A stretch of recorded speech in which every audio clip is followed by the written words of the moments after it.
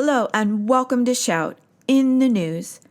In City Limits, the City Views Opinions and Analysis section published on April 25th, 2023, a terrific opinion piece, It's Time for Supportive Housing to Live Up to Its Name, was written by Shout members Anita Coote, Corey O'Connor, Trish Taylor, Sean Murphy, and B.M.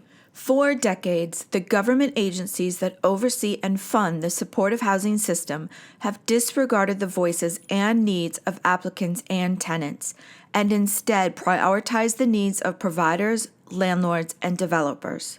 According to the most recent federal data, there are more than 35,000 permanent supportive housing tenants in New York City. However, for far too many tenants of supportive housing, that is, housing for individuals for families typically with a serious mental illness, this housing is anything but permanent. Every day, supportive housing tenants are in courts across New York City, finding themselves defending the right to housing when a nonprofit social service provider or landlord, often the same party, litigate to make them homeless. Providers often rely on the blunt force of the legal system to get rent arrears paid or to deal with tenants they dislike, rather than providing adequate support to help people stay housed. Importantly, this does not even account for the tenants who face the pressures of uninhabitable conditions, inadequate case management or supportive services, or a provider's failure to adequately accommodate their health or mental health disability, and leave supportive housing and return to homelessness. This major deviation from the mission and vision of supportive housing, namely to safely and stably house people at highest risk for housing instability and homelessness, is increasingly a national trend, though in New York City it is rarely discussed by policymakers or covered by journalists. Shockingly, neither the State Office of Mental Health nor the Municipal Department of Health and Mental Hygiene track evictions by supportive housing providers that they fund and regulate. They also retain no data as to how many people voluntarily exit supportive housing to re-enter homeless shelters or live unsheltered. When Shout has met with officials of these agencies, they have passed the buck, shifting the blame to other bureaucracies rather than taking accountability for the system they oversee. The reasons underlying evictions would likely shock the general public given the very purpose of supportive housing. Providers have moved for evictions for reasons that run the gamut, from having a cat to the most common reason, falling behind in rent. In just one single example, a leading New York City nonprofit provider has, since the beginning of 2023, filed nearly 24 eviction cases for late rent, while during the last 3 months of 2022, they have filed more than 50 eviction cases based on non-pay claims. Although the Municipal Department of Social Services does not require filing an eviction proceeding to assist tenants with an emergency grant to pay rental arrears. Supportive housing providers and landlords routinely abuse and weaponize the housing courts and pay high-priced landlord-side law firms in the process to evict tenants who are almost universally poor and typically black or brown. While hundreds of supportive housing tenants, if not more, find themselves in housing court at any single time, many others find themselves denied or rejected for placement into supportive housing for quite literally any reason a provider comes up with. In realistic terms, this means an individual is made to stay homeless when they could have actually been placed into an apartment. In fiscal year 2022, the first year for which New York City has tallied data, there were just 16 people placed into supportive housing who have been found eligible while living on the street. Meanwhile, thousands of people remain unsheltered across 5 boroughs and find themselves subject to harassment by police and a city policy of sweeping them out of sight.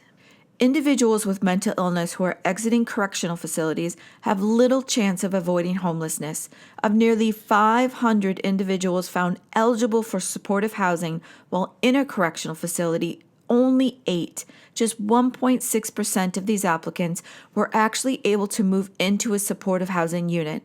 This, even as the state faces a class action lawsuit filed in 2021 and now involving the Department of Justice for failure to provide the community-based mental health housing and support services these individuals need. In fiscal year 2022, according to DSS, there were 7,426 unique individuals or families who were determined eligible for supportive housing, but just 16% of applicants were placed into an apartment.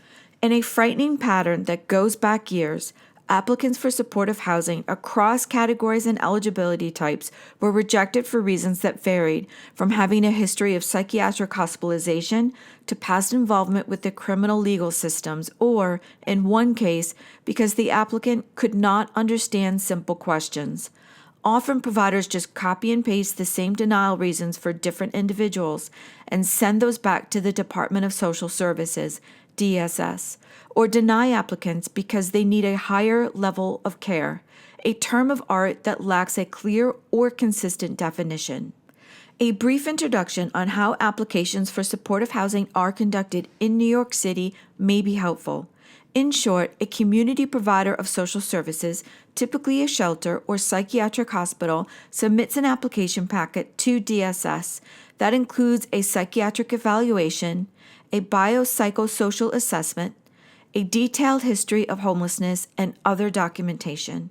A social worker that is hired by DSS to carefully review and assess the application then decides the level of support the applicant needs and the types of supportive housing the applicant is eligible for.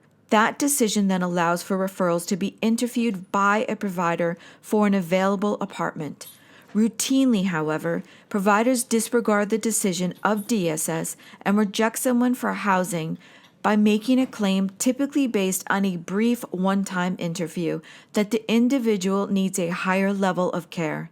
This practice is completely at odds with the stated goals of supportive housing, and certainly with the general public's understanding of its purpose. In fact, many people are rejected for housing for the exact reason that they are eligible for it. Once a provider rejects an applicant for housing, they inform DSS, who then informs the community agency that completed the application. At no point is an applicant able to discuss a rejection with the housing provider or with DSS, and there is no appeal process or even inquiry about a reasonable accommodation that could make a placement work. Applicants receive no rejection letter and no documentation explaining a denial. The lack of paper trail makes for a lack of accountability and transparency for what amounts, very often, to a life and death decision of keeping someone homeless. Supportive housing providers and lobbyists will often argue that a denial reason does not matter because another eligible person will eventually get an apartment, or that the general underfunding of supportive housing explains specific cases of rejection. These kinds of arguments, in the face of decades of widespread demands for justice for those most marginalized and decades of fair housing litigation, are preposterous. The specific reason someone is denied access to housing always matters. For individuals who may never get a chance at housing again, it matters all the more because the consequences are so severe. Meanwhile, thousands of supportive housing units sit vacant. On April 20th, S.A.F.E, New York City's first organization of supportive housing applicants and tenants, launched the Safe, Accountable, and Fair for Everyone SAFE campaign. We demand a supportive housing system that lives up to its name. S.A.F.E came together 2 years ago, and at the end of 2021, won New York City's first supportive housing tenant Bill of Rights and the first of its kind annual report that provides data about who is rejected for supportive housing and why providers denied them housing, typically prolonging their homelessness. Through the SAFE campaign, we are making demands of both government agencies and supportive housing providers. These demands represent the perspectives of supportive housing applicants and tenants who have been universally sidelined in policies and procedures, but who face the consequences of disinvestment, neglect, discrimination, and harassment more intensely than any other stakeholder. Our demands of supportive housing providers shouldn't be necessary in 2023, but they are. They must stop discriminating against applicants on a basis of disability, language, race, gender, or sexual orientation, using vague rejection reasons to mask the actual content of the denial. They must provide high-quality repairs and services. They must stop renting from known slumlords. They must stop evicting supportive housing tenants and, instead, support tenants to resolve any issues and maintain their housing.